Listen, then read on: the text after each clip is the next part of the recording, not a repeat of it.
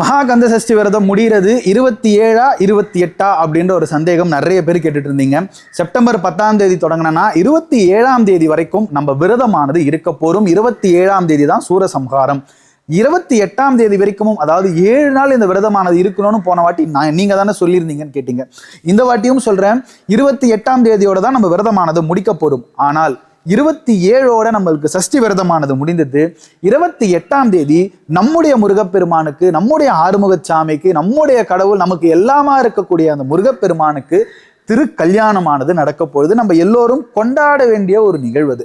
சம்ஹாரம், அவர் பிறப்பின் அர்த்தம் என்ன, பிறப்பின் காரணம் என்னன்றதுக்கு பிறகு திருக்கல்யாணம் அப்படின்றது நம்ம எல்லோரும் நம்ம வீட்டு கல்யாணமா கொண்டாட வேண்டிய ஒரு விஷயம். 27 வரைக்கும் விரதம் இருக்க போறோம்.